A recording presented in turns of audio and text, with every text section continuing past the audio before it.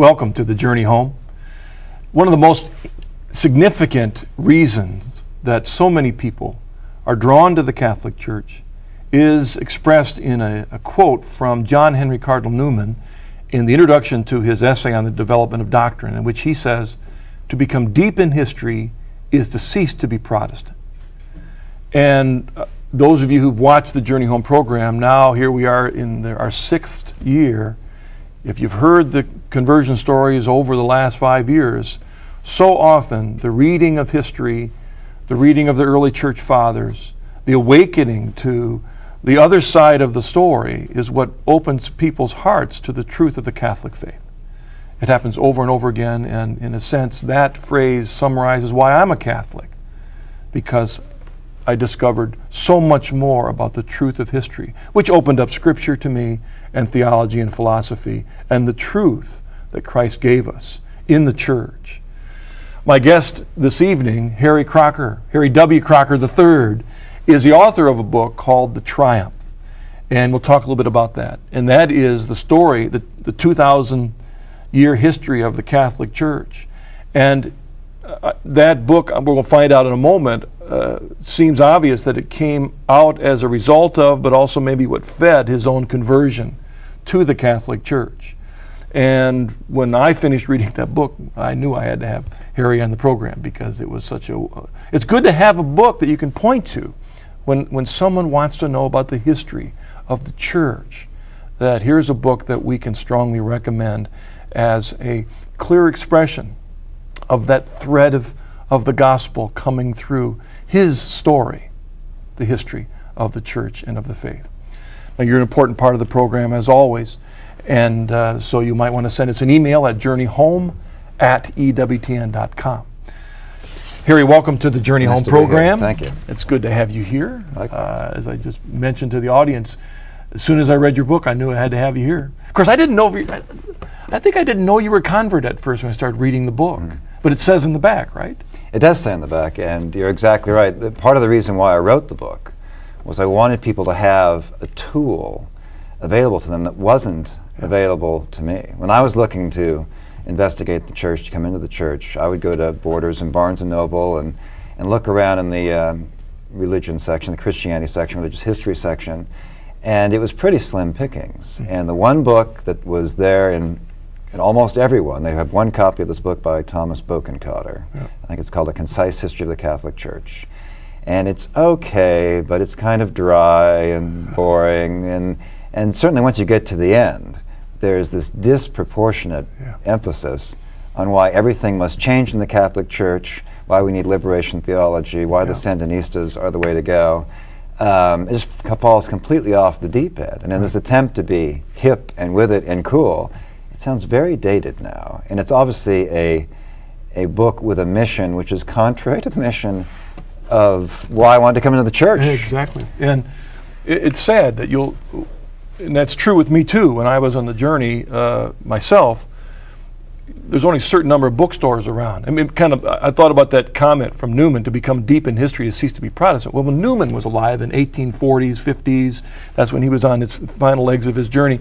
To become deep in history was a bit easier because there weren't Barnes and Nobles and Borders books. There was a small little bookstore and a small selection of books that he would choose from. Well, now you go into the history section at any of those bookstores and it's huge. It's also immense. Far worse, because when Newman is looking to make his investigation history, he's consulting the church fathers and authentic history. If you go to a bookstore now, you will see more New Agery passing itself off as Christian studies.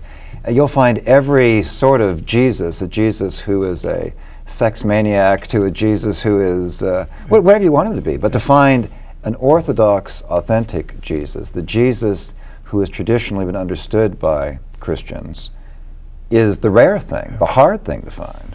And the sad thing is that with that is that, and I'm going to ask you your story here in a second, but I wondered if your story is the same in this sense, is that when we're brought up in whatever faith we were brought up in our Protestant background, that what we learned as history, we received from people who themselves received it from somebody unexamined, They trusted that person, so they accepted, oh, it must be true, and they passed it on, oh, it must be true. And so Sunday school, from the pulpits, in those books, we just received it and trusted it. Never thinking that, wait a second, our Presbyterian understanding of history is a whole lot different than that Baptist across the road or the Methodist or Episcopalian Assembly of God Church of Christ. It's a big stumbling block. All these, unknowingly, we have all these assumptions about history, many of which, if you actually go back to history, are not true. They're widely accepted, and sometimes they're widely propagated for reasons, but actually that's another purpose of the book, was to go back and bust the almost innumerable myths about Christian history, about Catholic history in particular, which if you go back to serious historians, objective historians, I'll say that in a lot of the footnotes in the book, I made an extra effort to use secular sources or even liberal sources. I noticed that right off the bat. Yeah, because I'm one that always reads those footnotes because I think they're very important, and that's exactly right. I wanted to make it clear, this is not, the sources are not just Catholic apologetics, but if you go back to the real history, real objective history is pro-Catholic history. But we have so many misapprehensions about this stuff that gets buried. Well, let me ask you, begin as we usually begin. Give us a bit of a summary of your early spiritual journey.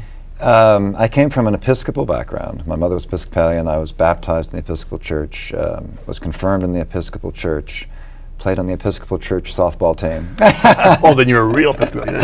But, well, I was a real Episcopalian to this degree, was that it had no binding requirements. To be an Episcopalian was really to do those things, be baptized and confirmed, and otherwise no requirement to go to church on Sunday and no requirement to really believe anything. Now, in some ways, I'm not entirely opposed to that. I think there's a certain wisdom in that, not forcing things down people's throat. But on the other hand, there's also, that leads to certain assumptions too. And the certain assumptions that leads to is, it doesn't really matter. Yeah. I mean, it's why, to my mind, concomitant, walking along with Episcopalianism on the road is indifference. Yeah. And it really doesn't matter. I know that to many Episcopalians, not only does their religion not really matter in a way it would matter to a serious evangelical or a serious Catholic, is that it's really, there's a great passage in Thomas Merton's 7-Story Mountain, which is another great Catholic book, because he was a convert, became a monk. But he talks about, he lived for a brief while in England, about the Anglican Church in England, and how it wasn't so much a religion as a habit. It was like cricket on the lawn and the Sunday Times and whatnot. And in many ways, that was the attractive aspect of it. It was part of my ethnic inheritance, coming from an English background. And in fact, I was up at the shrine about an hour or so up the road here. I was talking with some of the sisters, talking about this idea of genetic memory, because one of the sisters there was English. And I have to say, I've come to believe that, because when I go to England, I feel at home, and a lot of my just most inherent assumptions about things I know are very English. It's almost like being properly English means being properly Episcopalian or Anglican. Right, no, right? I mean, they're hand in glove. That is partially because of what happened in history, right? Right, absolutely. Well, yes, that's a very good point, because if you go back into the history, and it's interesting, Newman himself went back into the history to try to prove something about the Anglican Church, the mother church of a variety of denominations, of which are branches of which the Episcopal Church is one. He wanted to prove that the Anglican Church was an apostolic church. It was the real Catholic Church in essence. So he went back in history and he found that argument ultimately was untenable. It didn't work.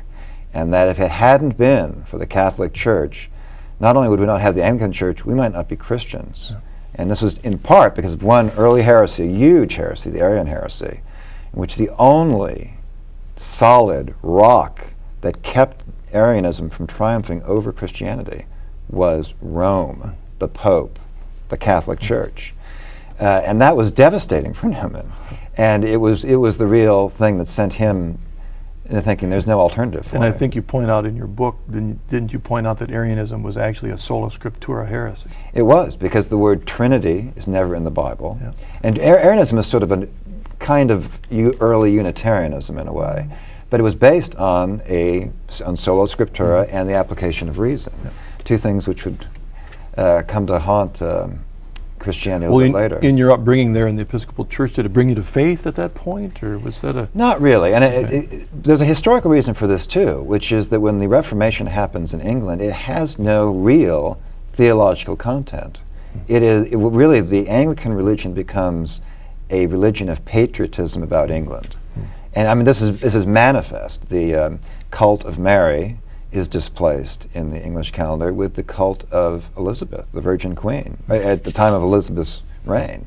And that sort of attitude, the conflation, the merging of what it means to be an Englishman and therefore I'm an Anglican, are one.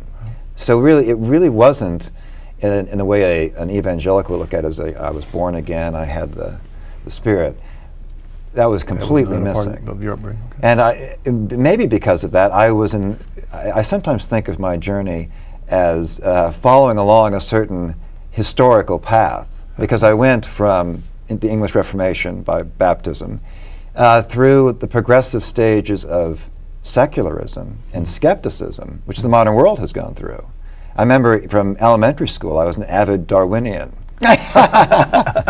And I really did sort of assume that all Christianity, though I did value, and this is a very Episcopal Protestant thing, the behaviors affiliated with Christianity. I mean, honesty is obviously a good thing. Chastity, good thing. I didn't really link them, though, to religion. These were just good qualities you should have to be a gentleman. So they're very secularized. Although I've often just jokingly said that what happened in the English Reformation, at some point in time when Cranmer was messing with the stuff, that he got one of the pages backwards, because it seems that as English culture developed, it almost seems like certain vices became virtues and certain virtues became vices, one of which was English pride. Right. I mean, it's the worst of vices, but yet it became kind of like the virtue of being in this English culture, was pride of being an Englishman. Right. I mean, it's John Bull, and it would, a nasty of saying John Bull is xenophobia. I hate all those foreigners. We're not beholden to an Italian, a pope in Rome. No, he's not English, and so forth. I mean, the frogs in France, and actually that was that sort of ethnic prejudice, not in a harmful way or a racist way, but in a sort of that way. I mean, sort of a blustering, even half humorous way. Yeah. That's really part of it too. I mean, you can't go to these other churches because even though the Episcopal Church is very ethnic, you think of the other churches as being very ethnic. Lutherans are those wild Germans, and Catholics are those wild, untamed Mediterranean people, and so forth. But I went on this sort of journey of skepticism with occasional adolescent bouts of... Was your Episcopalian part of your college years? No, not really. It completely faded away. And whenever I occasionally would go to a church, I'd actually go to a Presbyterian church once in a while. Until much later, actually until my probably early 20s, mid-20s, probably my mid-20s, I started getting a little bit more serious about it. And still there were these fluctuations back and forth. I'd done things like I'd gone into the historical Jesus. That was in college. I was interested enough and maybe even convinced enough to go into the study.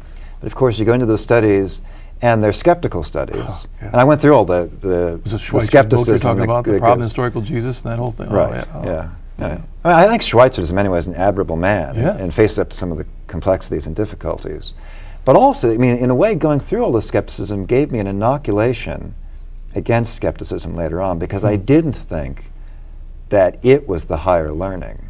I thought that skepticism was actually philosophically an easy way out of the question. Being indifferent to these things was obviously an easy way out of the question. And as I started thinking of myself more and more into it, I did go back, maybe instinctively, not directly to the Episcopal Church, but to a conservative breakaway branch of Anglican Catholic church.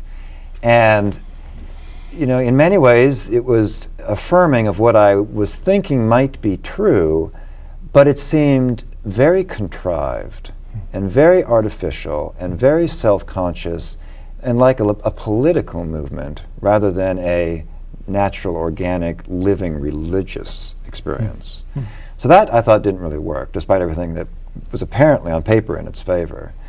And so I really consoled myself just by doing lots of reading.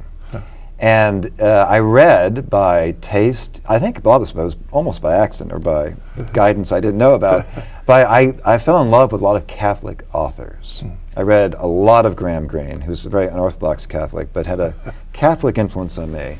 I read all the novels of Evelyn Waugh, some of his nonfiction. Siegfried Sassoon, who I didn't even know, converted to Catholicism, but he did later in life. He was a World War I poet and writer. And others, and maybe more to the point, more directly to the point, Chesterton. Yeah. Chesterton wrote this, to my mind, extremely interesting book called The Everlasting Man, which was written as a response to H.G. Wells, who'd written this Skeptics, essentially, History of the World. And Chesterton took everything and turned it on its head. And part of doing that was to make the incarnation the center of history. And I saw in Chesterton, I was very sympathetic to this point of view, especially when you see it expressed, not only because it was funny, it was very entertaining, but because if you do turn things upside down on their head, or take those assumptions we were talking about at the very beginning, and stop assuming them and think in a different way, really be flexible of mind, you start seeing things more clearly and seeing that those assumptions you held were really baseless or even absolutely wrong. And so that was a key, in contemporary jargon, maybe a mind-expanding experience. And then beyond Chesterton, I read a lot of Chesterton. It was actually came back to Newman.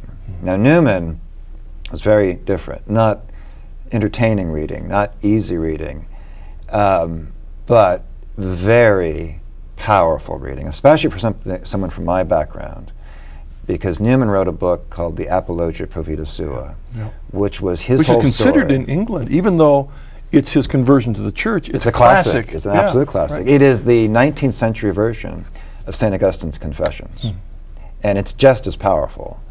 And he talks about how his whole life and his whole beliefs as a Anglican, and how inevitably he was driven against every desire of his own to become a Catholic, because it was the way, the truth, and the law. It was obviously true, and there was really no alternative. To be a Christian was to be a Catholic, to be an authentic Christian. And to take the quote a little bit further, it was not only to be deep in history as to cease to be a Protestant, and ... A little bit later, as part of the same passage, it says, and Protestants have always known it to be so. For why else would they base their religion solely on the Bible? Which I thought was a telling point. I'd already learned earlier on that Protestantism lacked an anchor. And I know that for many Protestants that anchor is obviously the Bible, but that couldn't be an anchor. You could go to a Presbyterian church and then another Presbyterian church down the street, and they would interpret a passage differently. If you looked in the phone book, you saw there were dozens, if not hundreds, just in your own neighborhood, of Protestant denominations, all of whom had their own differences of opinion on this, that, or the other. So that couldn't be an anchor. And moreover, the more you get deep into history, you know that the Bible, the New Testament at least, wasn't around for the early Christians. How did Paul make his conversions? How did the apostles make their conversions? They weren't handing out the New Testament as we have it today. The key thing for me, as I figured out, was apostolic succession. And the verbal tradition was the tradition of the church. Tradition was not something to be scoffed at. In my sort of John Bull way, when I thought about Catholicism, sometimes there was this hint to me, often actually, that there was something there. There was something even attractive there. But I could always dismiss it by saying, well, those Catholics, they're all hypocrites, idolaters, sensualists. But I found that a lot of things that I was dismissing about Catholics were just completely wrong-headed. Let's back up just a second. If you look back to your Episcopalian days before you read Chesterton, before you read Newman, before you were being drawn into that, where was history in relationship to your faith? I mean, had it supported your faith? Was it a disconnect? It was a disconnect. And in fact, in many ways, because I've always been interested in history from as far as I can remember. And I would even try to manufacture the disconnect. I mean, in some ways, the disconnect seemed to me natural and even English. Because when we think of the Reformation, I think something that Protestants often forget is one of the whole thrusts of the Reformation is state supremacy. I don't know how many Protestants are really like that idea now of the state being supreme over religion. But in my reading of history, I loved Roman history. And I sort of agreed with the great historian Edward Gibbon that once Christianity comes into it, it gets really boring. And I mean, those are these pacifist type people, aren't they? And they're always talking about these abstruse theological debates. I want the legions marching. Or in English history, I'd read English history and I would share the king's frustration with these clerics who are always mucking things up. So you were an H.G. Wells fan in a sense? No, not really an H.G. Wells fan, but just I was very interested in military history, and I read Churchill's History of English-Speaking People. I've read it twice. I read it once before I converted. I mean, long ago. And there, when I read that book, I took out of it this argument that obviously the state should be supreme because these theologians really don't know what they're talking about. And actually, this is another Reformation inheritance, and then again, I think an unsought one, but that because the Reformation ultimately made religion a subjective experience, so the working out of every man his own priest. It's sort of the very idea of what's good for you is good for you, what's good for me is good for me, no one should dictate, it's our conscience. Really meant it wasn't objective knowledge. So therefore it had no real say over us. It's subjectivism, it's moral relativism. And sadly, you see in so many Protestant sects today, these little groups, the concept of where is history, it's traced back to their founder. Right. And then it jumps to Jesus. I mean, what happens in between is all, well, they were off base, or they didn't hear, the Spirit was asleep, or whatever they want to say it. But this idea of this continuity. Well, that's why, too, in the Anglican tradition, we have this, essentially the suppression of religion as subordinate to what the state dictates. And one of the prime, in history, doctrines of the Anglican Church was just bowing down before the king. I mean, the king was established by divine right. Our authority comes from essentially his divine right.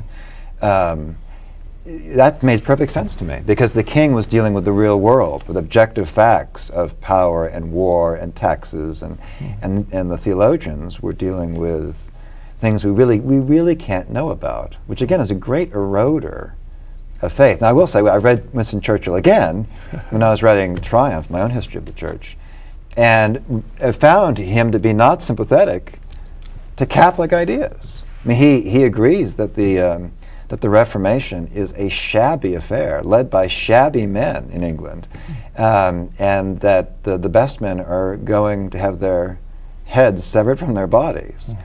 And I'll say again, and just to root this in history once more, there's a great English martyr during this period, or a little bit later during the Elizabethan period, named Edmund Campion, a convert. I mean, well, he gives this brilliant speech. Everyone knows Sir Thomas More, I hope, but Edmund Campion, they haven't made a movie about him as far as I know. Not yet. But Evelyn Wild's great book about him. Right, he wrote a great book about him. And there's a great speech he gives as he's being sentenced to death, which is, you tar me with this horrible word of treason, but what have I and my fellow Jesuits preached here? That is nothing more than the faith of your fathers, our grandfathers, of all the saints and great thinkers of this great island of England, which is, you can't argue against that. It's true. It is amazing about how the Catholic faith was suppressed in England.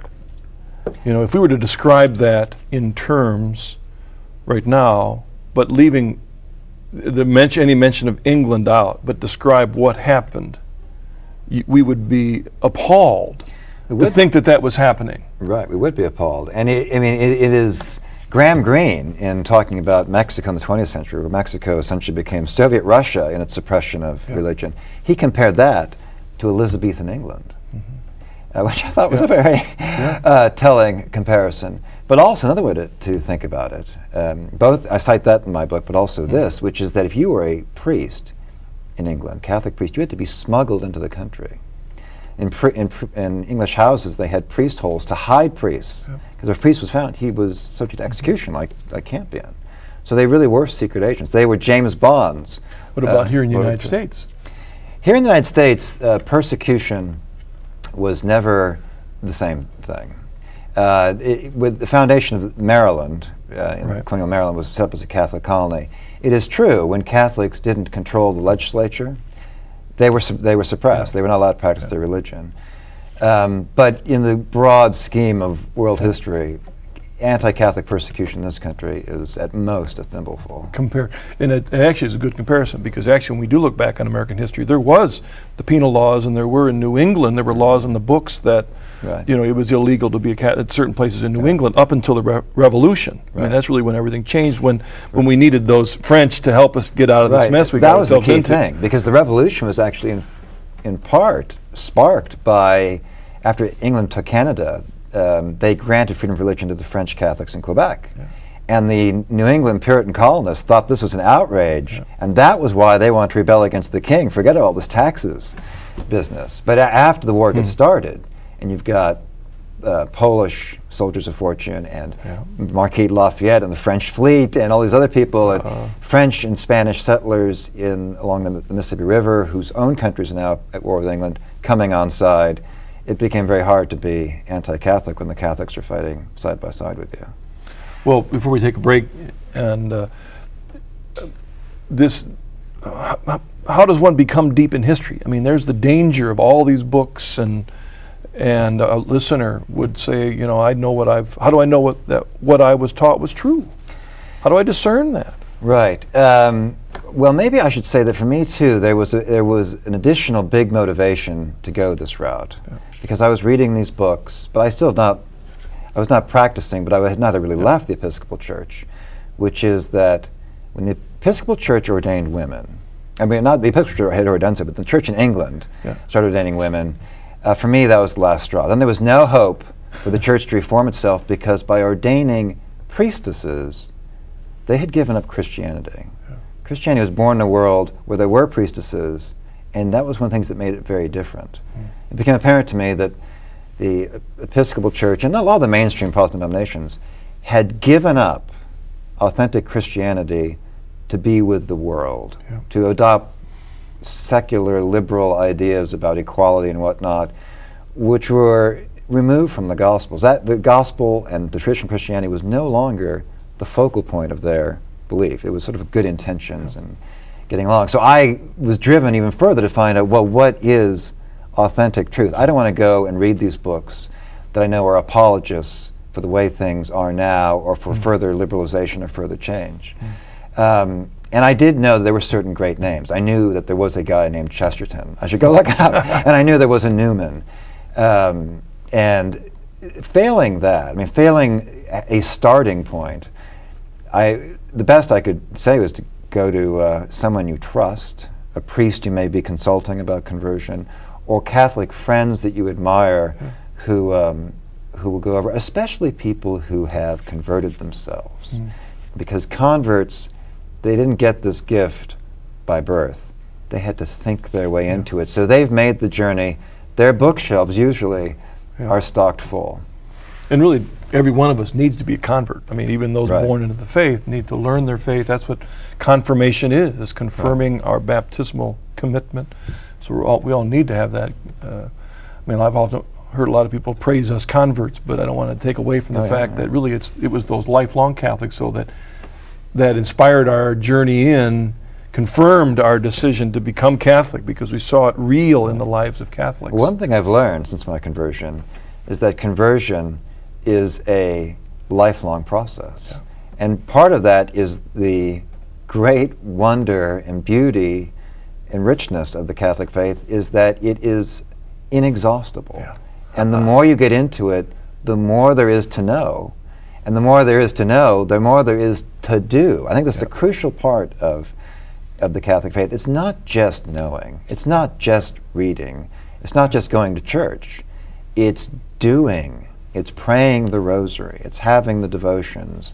It's we were talking before we taped the show about the need for the internal conversion as well as the externals. Yeah. And that is so true. And that's how it's done. Blaise Pascal, I'm going to pick another figure from history, he knew this. He was confronting a lot of the early skeptics in France after the Reformation and the Enlightenment, and was saying, you guys are never going to get it just by reading books or by your skeptical critiques. You don't even know what you're critiquing. You have to do it. You have to go through the sacraments.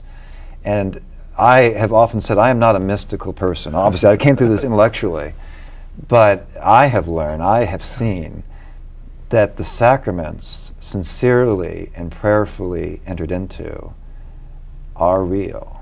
And they do offer real graces and gifts, which is, to my mind, just it's amazing. I mean, if one of those starting points is to become deep in history, is to cease to be Protestant, what you do is you see how deep that well of information is, and the beauty of it. And my first discovery in becoming Catholic was how dumb I was. I mean, how much I had misunderstood. I mean, it may sound like a sincere statement to say, well, the Bible says this. But the reality is, when a person says that, the Bible doesn't say anything. It's said through the interpreter. Mm-hmm. Okay, and so in terms of this growing into what one needs to know and to do and to believe, is this growing in holiness. Mm-hmm. And a lot of it involves not just becoming more intellectually full, but recognizing how empty we are and how much of that emptiness was full of junk. Pascal talks about that void. Right.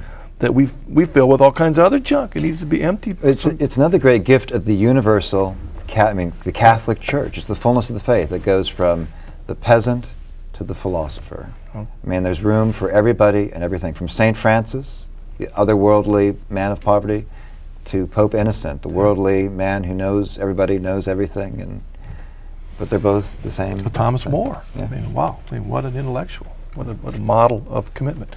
We're going to take a break. We'll be back in a moment with your questions for Harry Crocker, author of The Triumph, and we'll see you in a bit.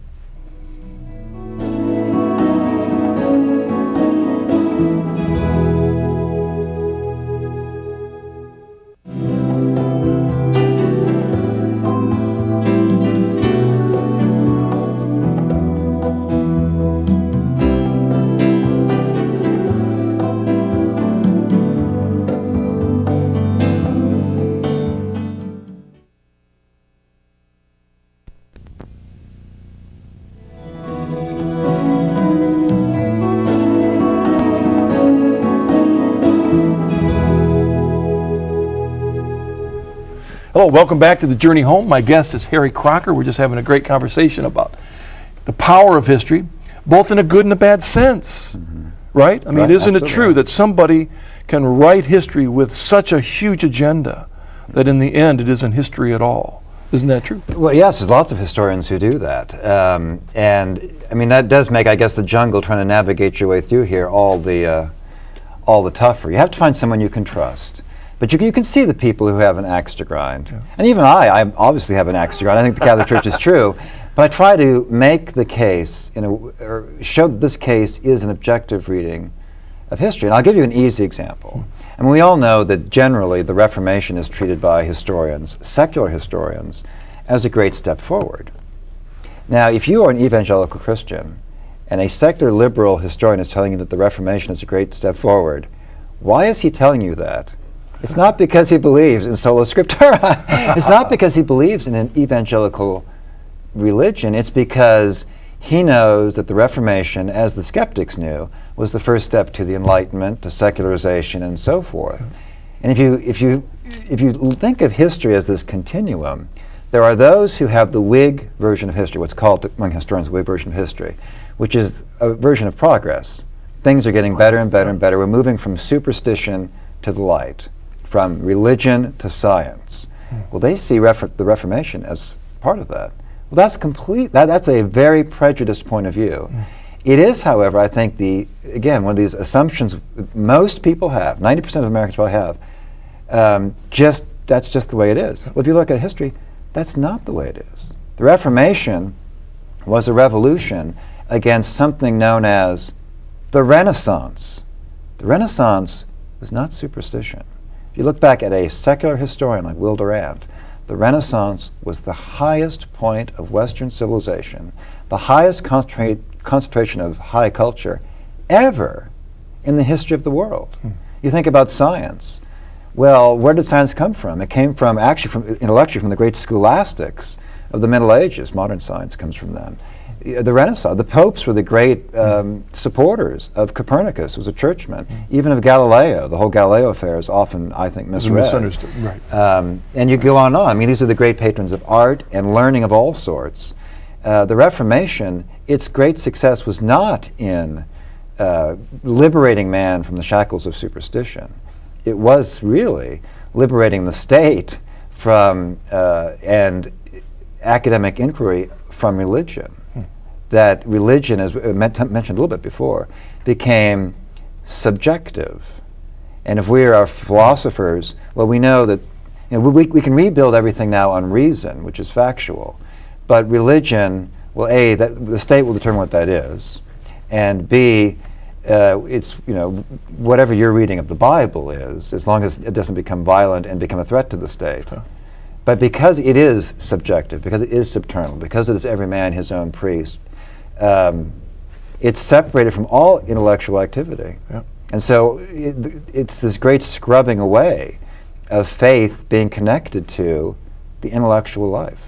Well, I strongly recommend your book, The Power and the Glory of the Catholic Church, a 2,000-year history. And let me jump to some emails here, because they'll maybe bring more detail out of what we're discussing. This one comes from Margaret in Alameda, California. Dear Mr. Crocker, as a historian and former Episcopalian, what do you think of the recent appointment of the Bishop of Wales, considering his affiliation with Spiritism, etc., to head the worldwide Anglican Communion? Interesting. Well, I will say that one of the, at least formerly, winsome things about the Church, about the Anglican Church, was that it really was a church of, well, I think to many Englishmen, harmless eccentrics. I mean, the sort of guys who go pedal around their bicycles and have, kind of funny ideas, but you could laugh them off. And most English people do laugh them off. I mean, the number of Anglicans who actually go to church in England on a Sunday is smaller than the number of Catholics. Catholics only make up 13% of the population, but they are much better attended in church. The Anglicanism is, again, a social thing. Which is horrific. Yeah. And the number of practicing Anglicans, I think, in England, a country of 55, 60 million people, is maybe 1 million at the most. It's horrific. The legacy of what the English Reformation brought to the country. I mean, not to... I know you're a fan of this book, so I'll bring it up for that reason. I wrote a comic novel which features an Englishman called the Old Limey. Right. And in the novel, I recall, he has a daydream about, I forgot exactly the context now, but the Archbishop of Canterbury is speaking. And he's talking about how the Anglican Church can embrace all faiths, from the monophysites to the Muslims to everything between. And there's a bit of that with the Bishop of Wales. I think part of this came from, if I'm not mistaken, he attended a Druidic ceremony. And you can easily imagine an Anglican saying, well, Druids were Christians in their hearts. They were, we're all Christians in some ways. Because part of the whole thing is toleration. You find a way to tolerate everything. And that's... I wonder if it's curious, is it also because, in England you've got this long history, and you've got Stonehenge right there in the middle, the mystery of Stonehenge, and you have all of that. And if you don't want to emphasize your Catholic history, you're embarrassed or uncomfortable with that aspect of that long history, then you got to be grabbing at other things. That may very well be true. There is a certain, you can see it in popular fiction, this romanticism, this mystery romanticism about what England was like before it was Christian. And I think there is that is a problem. And for me, that problem didn't exist because when I was thinking, well, I can't be an Episcopalian anymore. That doesn't work. It doesn't make sense. Well, what were Englishmen, even doing the genetic memory thing, what were Englishmen before? And the Edmund Campion argument, I think, is binding. Well, Englishmen before were Catholics. In fact, Catholic England was Merry England. That was Robin Hood's England. Yeah. And it was, at least there are those scholars who will tell you, that was Shakespeare as well. Was a There's Catholic. that big It's an argument, but I think it's, yes. it's interesting. Well, you stand outside the Canterbury Cathedral, and you look at that building, and you know it was Catholic. Right. Those empty spots where the saints were represented outside, those empty. And Like that, if I may just pick up on that, because that was something else that even as a Protestant, I could never get my mind around, was the Reformation emphasis on defacing church art, knocking down those saintly statues, painting over murals or frescoes that had Christian religious themes. How could, breaking crucifixes, how could that be a religious act? These salty sea dogs, that we all admired, who sank the Armada and whatnot, they seem to be operating largely, they had Protestant excuses, but largely on secular assumptions. Yeah. Were we really right about that? And increasingly I've come to the conclusion, no, we were wrong. That real religion, that's how it was expressed, and expressed from the beginning. Yeah. All right, let's grab our next email. Charles McClintock sends this email. Dear Marcus and Harry, I am Catholic, but know Orthodox Christians who maintain that their various national churches, i.e. Greek Orthodox, Russian Orthodox, Antiochian Orthodox, etc., have unity even though they are independent and autocephalous. Right. They base this assertion on a claim of unity of faith, not leadership. What are your thoughts? I believe that's true, and I also know that some Anglicans like to say, well, there are three apostolic faiths. There are the Catholics, and there are the Orthodox, and there's us. Well, the Catholic Church recognizes the Orthodox as having valid priests, valid bishops, valid sacraments, but there's still a schism, and it seems to me that it's a very complex subject. I go into it, I think, actually a lot in Triumph. Yep. But it seems to me that the Orthodox have put nationalism ahead of the Church. And to recommend a book which is not my own, there's a recently reprinted classic written by a Russian, Vladimir Soloviev. Oh. About Father the papacy. Ryland edited that, right? Yeah, exactly. Right. And it's devastating, because here's a man talking from within the Russian perspective and saying, we are absolutely wrong. It's our own stubbornness. It's our own refusal to embrace the fullness of Christianity, our preference to be Russian or Greek rather than Catholic, universally Christian, that has separated us wrongly from the full Christian. Would you say that if you look back in Orthodoxy, would you see a rewriting of history to defend their position?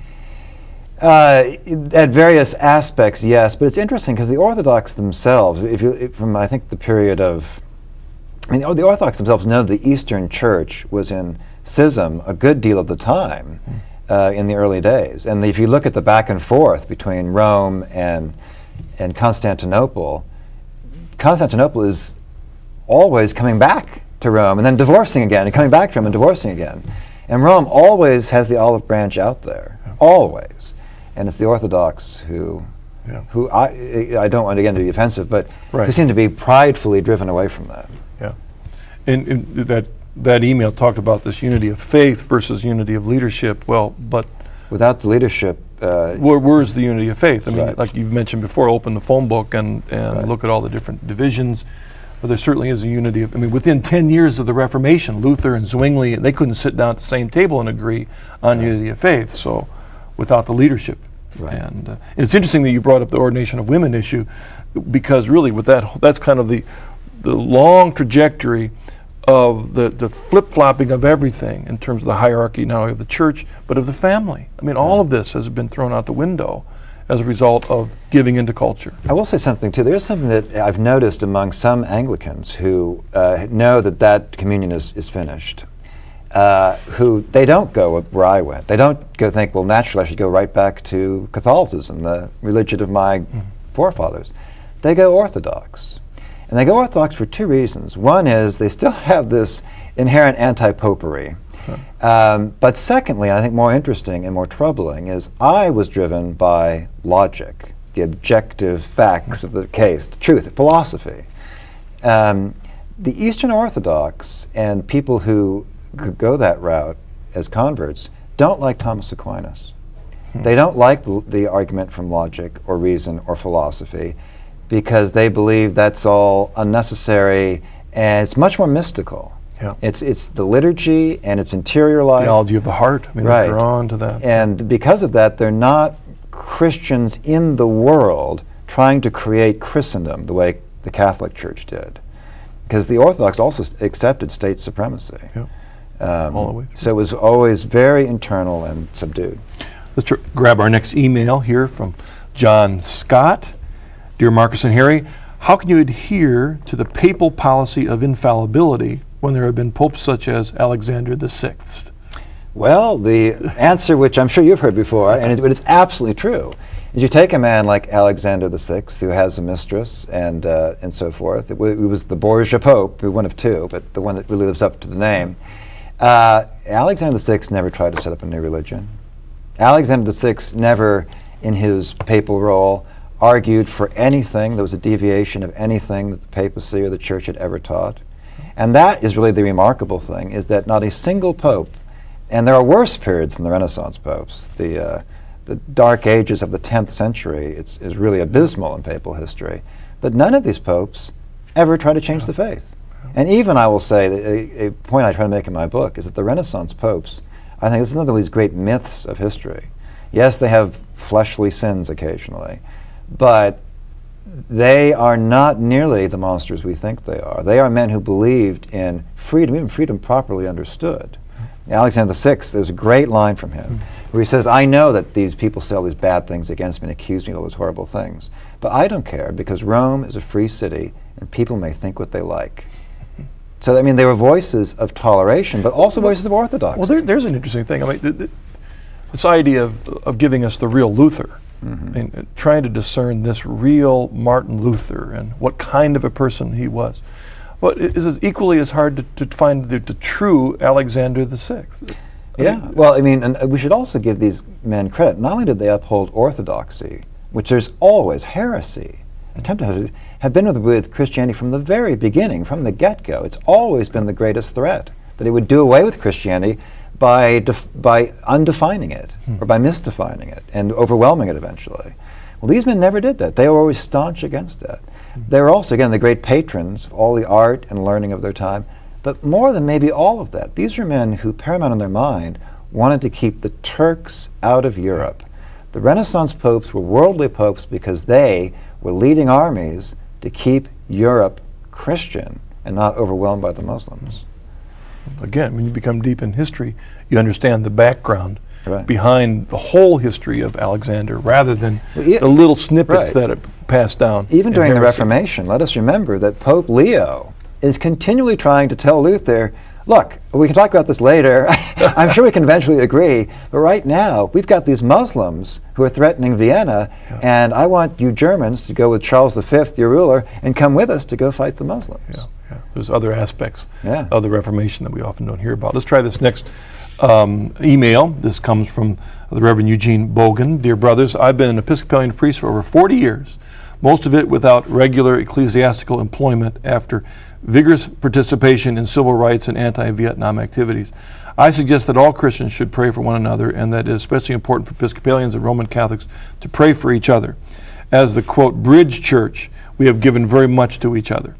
We need prayers for traditional Catholic Episcopalians who are being increasingly oppressed and marginalized by liberal agendas and other non-believers. Faithfully yours, Eugene Bogan. Well, two of his points I think are very well taken. One, I do think we should pray for, if we're Episcopalians, for our former Episcopalians, for Episcopalians, or whatever the denomination might be. And we can take an argument from history for that, which is, think of Sir Thomas More. His brother-in-law, or his son-in-law rather, became a Lutheran. And More engaged him at the dinner table trying to convince him that that was the wrong way to go. And he failed. And then he never pressed the argument. Rather than press the argument, wisely, knowing that might just drive him further away, he merely prayed for him. And, or merely, but by praying for him and by his own personal witness, which is always, I think, the most important thing, just the way you live your life and how other people see the way you live your life. That's how the early Christians did it most powerfully. He came back. The son-in-law came back. I also wrote his biography. And wrote his biography. He was his first great biographer.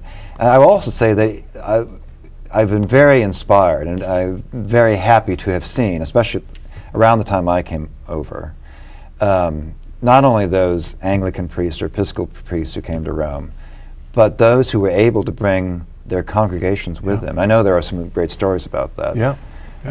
Because I do think, for those viewers or listeners who might be still Episcopalians, but wanting to maintain the Catholic aspect of the Episcopal Church, or wanting to find some anchor to keep it from continually drifting, is to there's no way but to come to Rome. I mean, there is Canterbury.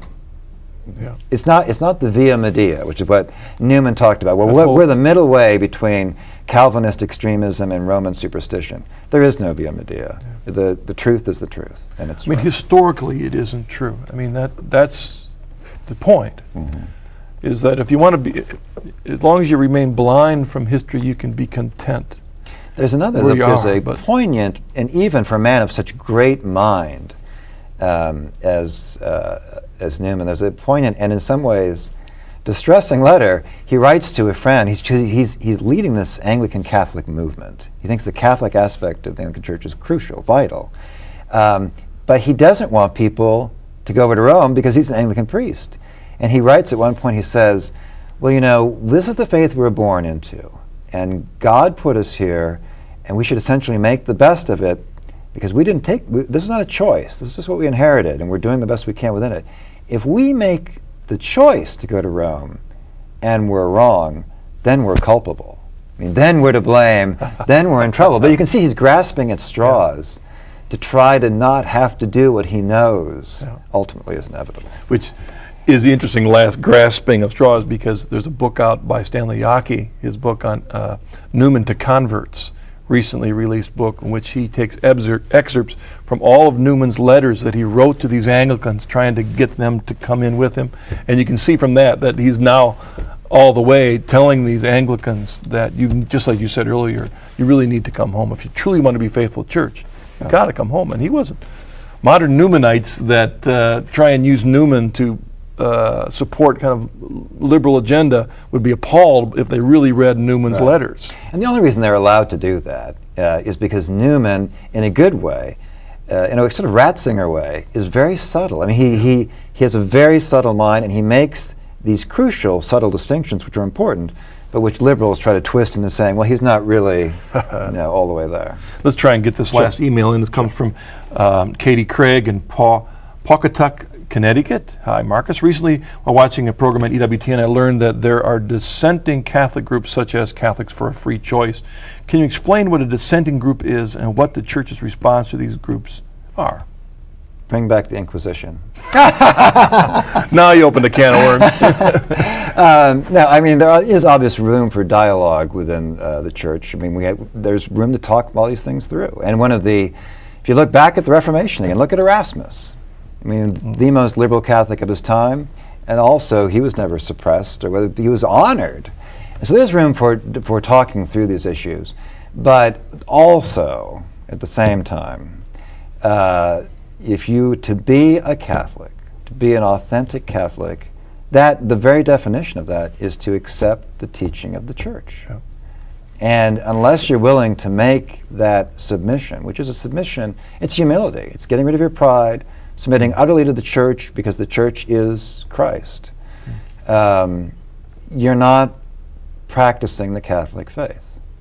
And I think that's an important distinction. We can talk about all these things, but many of these arguments are settled. There are some issues which are not settled, which are perfectly open to Well, sadly, what has come out as dissent in the public arena is sadly stuff that should have been kept in the scholar's study or amongst scholars as they're in their job, doing their calling, exploring and pushing the envelope on certain issues because they're aiming at truth. But some of that should have stayed within them and not out to the public ear for people that don't know all the background. Well, that's true, because it gets misunderstood. And this is something that Erasmus and others found. That, it's fine for Thomas More and I to speculate about some of these things. And Thomas More was obviously he's a saint. He was an Orthodox Catholic. But when these ideas get filtered down, they are often grossly misunderstood, misinterpreted, and people run with them in very wrong directions. How has becoming a Catholic drawn you closer to Christ?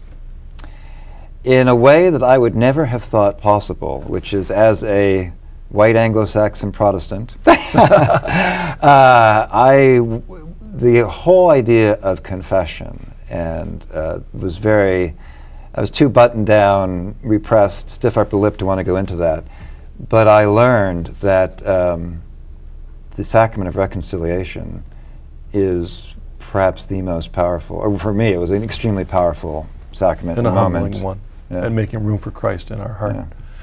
All right. Harry, thank you for joining us on the Thank you very journey much. home. I truly appreciate that. My pleasure. Thank you for the work on your book. You know, being trying to be a writer myself, I know the power of the written word to bring people to Christ. So thank you for joining us. And thank you for joining us on the journey home. It's always a pleasure. I'll see you again next week. God bless.